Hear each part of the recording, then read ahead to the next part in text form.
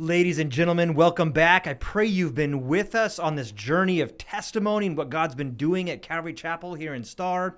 If not, and we've not yet met, my name is David, the pastor at Calvary Chapel, with Josiah again. This is day 2 for us of sharing some pretty cool How you doing, stories. everybody? Yeah. And so, look, if you were with us yesterday, you heard about how that very first summer, the first 3 months of the church, things were just blowing up. And look, we were not smart enough, winsome enough, or creative enough to conjure something up like what this was. This was a move of God upon the hearts of people to both gather together in his name, to study his word, and then this is the fun part, to get involved. The ministries that were growing and the people that were witnessing to their neighbors and coworkers, and just every day God adding. It was wonderful. It was stretching. I remember right by maybe July, so the church is 6 weeks old, someone walked up to me and was like, oh goodness, there's 600-700 people here. I'm like, I know, it's crazy. Who are the elders of the church? I'm like, I don't know. We're 6 weeks old. They're here somewhere. And by God's grace, right, over the time, God has identified wise, mature men in the church to co-labor with. He's established ministry leaders.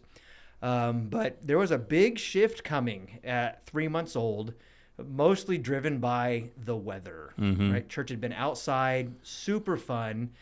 Hard to imagine that people would show up bringing their own chairs. It's 104 degrees out. Bugs are starting to buzz around pretty heavily in August. Yeah. But Winter was coming.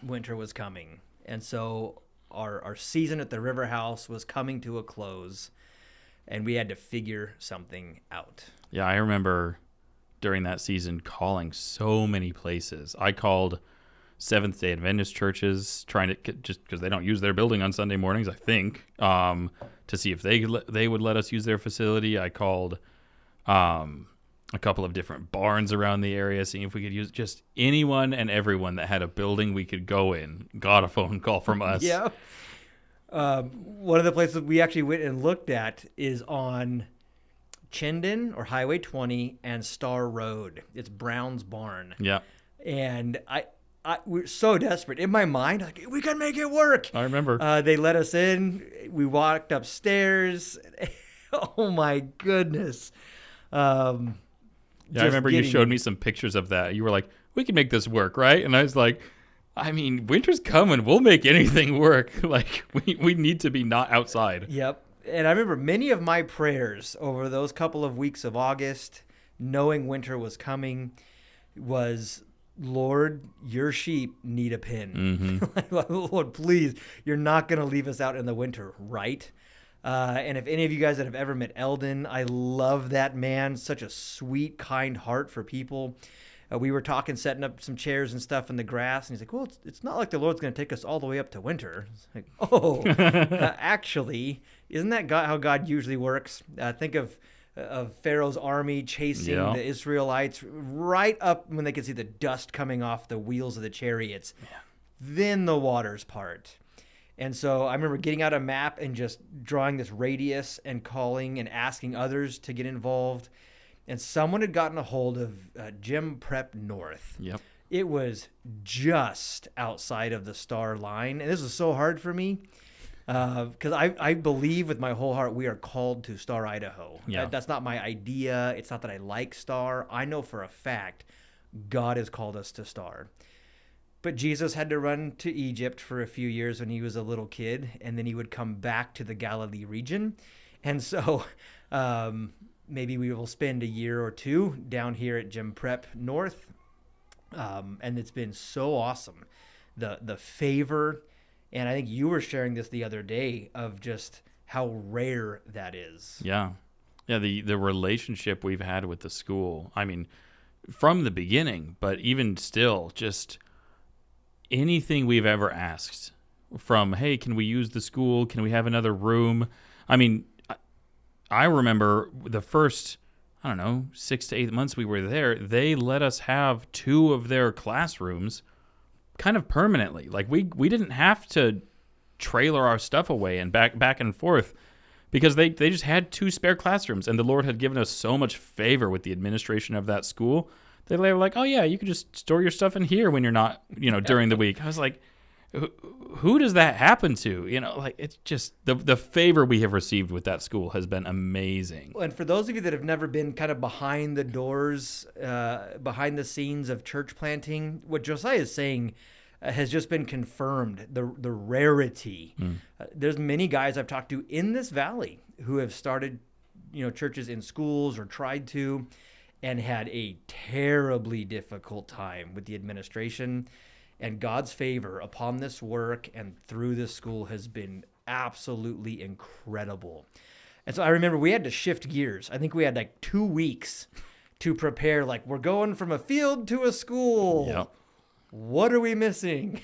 I mean, the clear answer there was chairs, because Yes. we're not going to have everybody bring their lawn chairs into a gym. Yep. Partly because we needed to be good stewards of the school's floor, and we couldn't let people's lawn chairs with rocks and stuff in the feet come in and mess up the gym's floor. Yep. So we had to get chairs.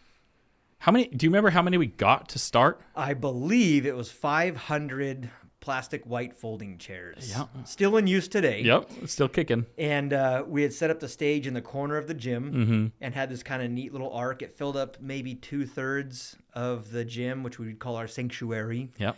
We were using 3 classrooms or maybe 4. I think we started with 4. Yeah. 4 classrooms, so nursery, and break that down up through 6th grade. Yep. I think the Lord had provided some computers and TVs for the kids' classes. I mean, all of this in a flurry. Yeah. Within 2 or 3 weeks, it just began to come together. We had an unwrapping party for all of the chairs. Right, Yeah, they that came was on fun. crates with shrink wrap. Just nuts. We needed to find a trailer, and now we got to get all this stuff over there somehow. Yep. And God was just providing everything that was needed, down to an extra mic cable, crayons for kids, whatever it may have been. God was providing. If you've missed the previous days and some of these stories and testimonies, I want to encourage you guys, go check it out at calvarychapelstar.org. In the media site there's going to be a special series of just testimonies of what God has done, miraculous stuff. And if you love investing in kingdom work and building, there's a story coming up for you tomorrow that will blow your mind as to how God has provided land. We were only a year and a half old, and God provided 17 and a half acres for us to own and steward. So we're looking to break ground if you want to invest and be part of that.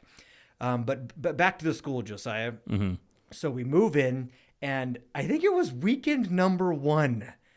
The same thing we've been experiencing still nonstop, more than we anticipated. Yep. God's always done more than we could ask or think. And so there weren't enough chairs. And so someone... I think it was actually Dave Fox. that started sounds just right. rolling in the cafeteria bench.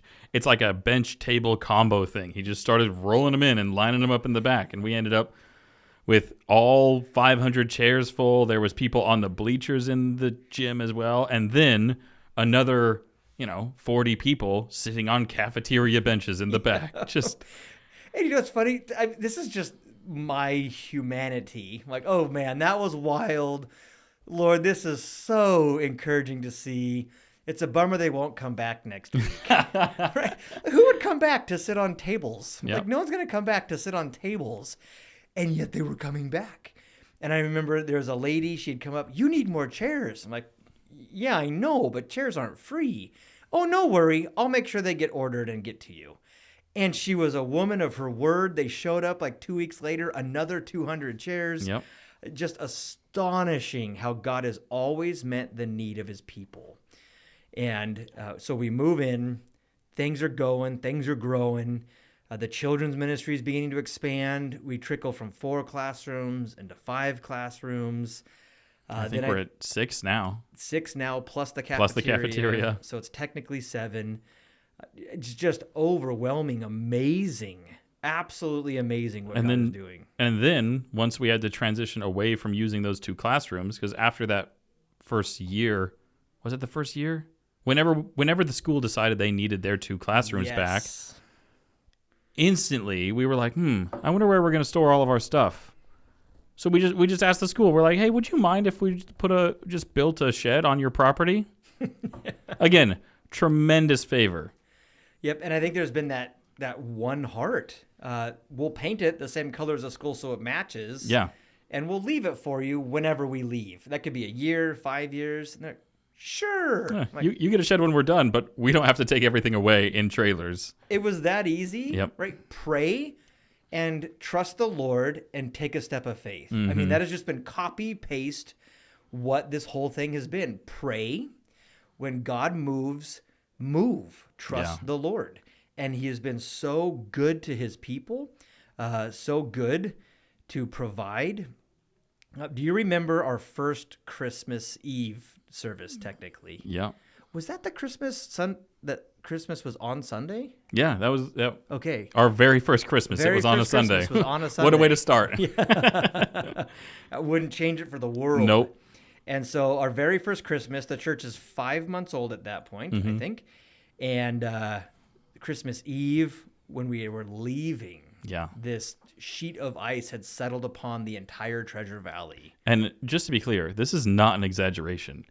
The whole valley was an ice rink. It Yep. was so slick. At the time, I drove a Toyota Prius.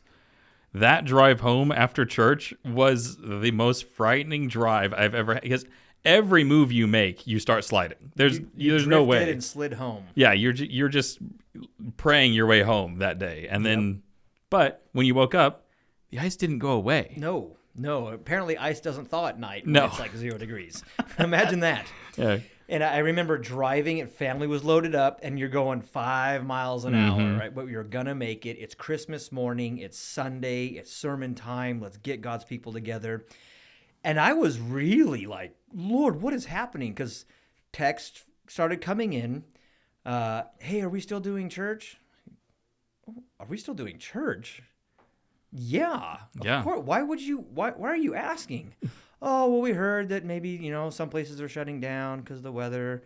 It's like, oh my goodness. And I remember telling the ministry leaders, if people are texting you because they're nervous to drive, make sure you're gracious and tell them they don't have to come. If they're uncomfortable, they don't feel safe, stay home. But as a pastor, you will be available for the congregation. And so the doors will be open. The doors of this church, right? When Yeah. I'm dead, then maybe you can close them. But until then, they will remain open. Yep. There will be nothing that shuts these doors. And so I remember getting there, and those that came, it was one of the sweetest mornings, one Yeah. of my favorite Christmases I've ever had. Yeah, I remember Absolutely incredible. the saying that came out of that, if I remember it correctly, was rain, snow, or shine, church starts on time. There you go. Oh, man. Look, there are so many stories to tell, and we're just scratching the surface. I pray this encourages you to just pursue what God has for your life. Go after whatever burdens he's giving you. If it's a neighbor, a coworker, a family member, speak, talk, share, pray, and go. Just see what God does. Again, check it out, calvarychapelstar.org. Under the About Us, there's a Building for the Kingdom tab. We'll give some updates, soon some architectural renderings. There's some more testimonies. And if you love investing in kingdom work, we would love to make sure that gets used. Those finances get used for nothing but building for Jesus. So we're looking to break ground soon. Should the Lord will it, we'll get a shovel in the dirt end of August, maybe September. But prayerfully join us and partner with us in giving to the building project. If you have any questions, and look, if you don't have a church, if you have a church, man, be all in with that church. Don't just attend, serve, go for it. If you don't have a church, we would love to fellowship with you, share God's word with you, and worship together at Calvary Chapel Star. But God bless you guys.